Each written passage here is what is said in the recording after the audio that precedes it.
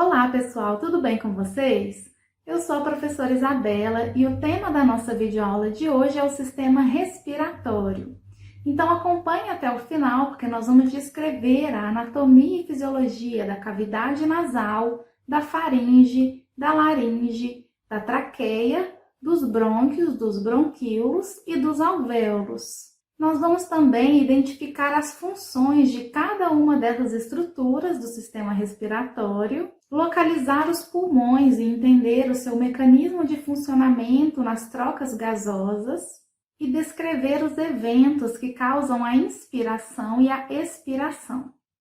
O sistema respiratório é um conjunto de órgãos responsáveis pelas trocas gasosas entre o organismo e o ambiente, e ele atua associado ao sistema circulatório para fornecer oxigênio às células e remover o dióxido de carbono do sangue. Esse processo de troca gasosa no pulmão é conhecido como hematose pulmonar. Então, lá nos alvéolos, que são as porções finais do sistema respiratório, o oxigênio do ar inspirado entra na corrente sanguínea e o dióxido de carbono presente no sangue venoso é liberado dentro desses alvéolos para que ele seja eliminado durante a expiração. A passagem do gás carbônico e do oxigênio por essas membranas vão depender principalmente da concentração e da pressão desses gases nessas localidades. Então, o oxigênio do ar inspirado, quando ele cai na corrente sanguínea, ele é carreado através das hemácias até atingir os órgãos e tecidos.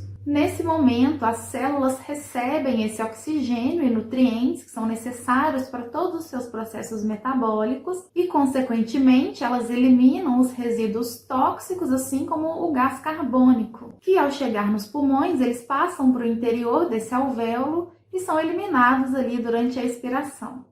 O sistema respiratório é constituído pelo nariz, englobando ali a cavidade nasal, pela faringe, pela laringe, pela traqueia, os brônquios e os pulmões. E ainda nessa videoaula nós vamos conhecer cada uma dessas partes.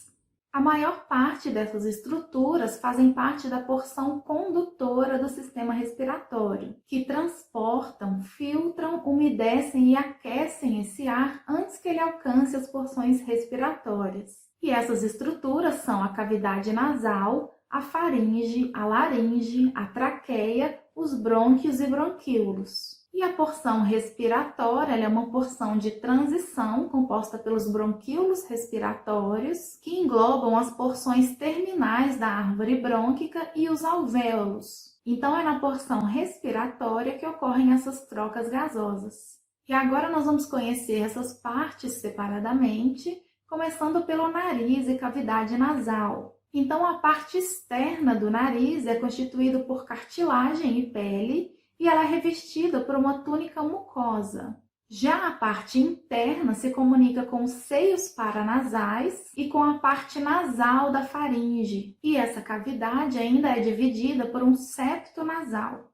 Nessa região, nós conseguimos identificar algumas estruturas que envolvem a concha nasal superior, o meato nasal superior, a concha nasal média, o meato nasal médio, a concha nasal inferior, o meato nasal inferior. E nessa imagem ainda é possível identificar o osteofaríngeo da tuba auditiva.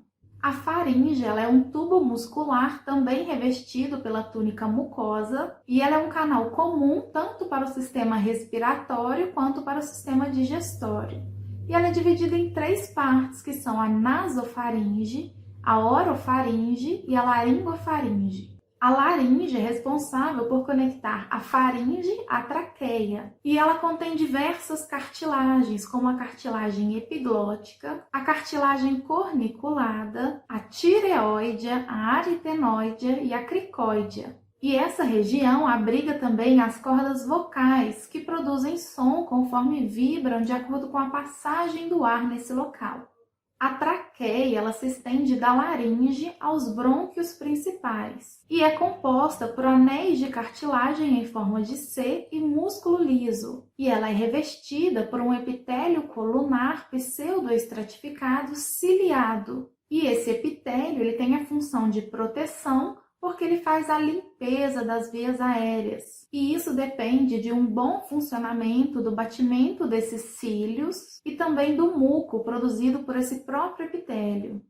A árvore brônquica é constituída pela traqueia, pelos brônquios principais, que também podem ser chamados de brônquios primários, pelos brônquios lobares, que são os brônquios secundários, os brônquios segmentares, que são os terciários, pelos bronquíolos e pelos bronquíolos terminais, que correspondem à parte final dessa árvore brônquica e mantém contato direto ali com os alvéolos. Cada segmento broncopulmonar engloba os bronquíolos terminais, os bronquíolos respiratórios, o saco alveolar e os alvéolos, que estão circundados pelos capilares sanguíneos.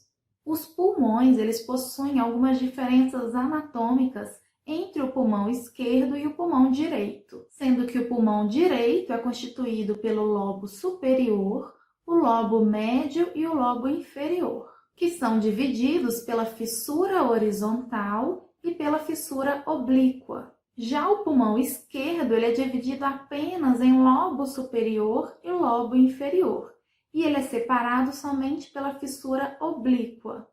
As membranas que revestem esses pulmões são denominadas pleuras, que são a pleura visceral, que é a mais interna e fica bem aderida ali ao tecido pulmonar, e a pleura parietal, que reveste o interior de toda essa caixa torácica. E entre essas pleuras nós temos uma cavidade denominada cavidade pleural. O hilo pulmonar ele se localiza na face mediastinal de cada pulmão e ele é formado pelas estruturas que chegam ou que saem dele, que são os brônquios principais, as artérias pulmonares e as veias pulmonares. A ventilação pulmonar ela consiste nos movimentos de inspiração e expiração. E esses movimentos contam principalmente com a ação de alguns grupamentos musculares. Então, durante uma inspiração normal, nós temos a ação do diafragma, que se contrai e se move para baixo, possibilitando assim uma maior expansão pulmonar, e os músculos intercostais externos, que se contraem, elevando as costelas. Durante a inspiração forçada, alguns outros músculos também atuam nesse movimento da caixa torácica, sendo o esternocleidomastoide, os escalenos, o peitoral menor e o serrátil anterior.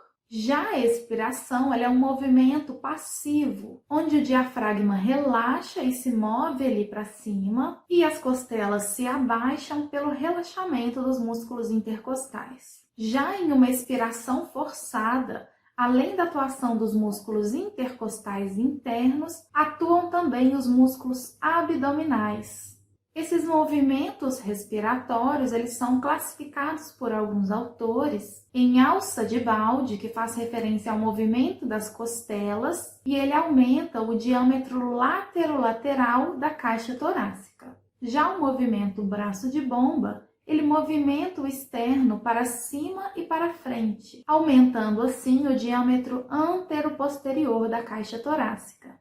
Então, são esses movimentos que garantem a principal função do sistema respiratório, que durante a inspiração consegue levar esse oxigênio à corrente sanguínea para ser distribuído aos tecidos, e no momento da expiração, ele libera o gás carbônico que estava presente na rede venosa. E assim nós finalizamos mais um conteúdo. Continue acompanhando o canal, se inscreva, deixe seu like nos vídeos e até breve!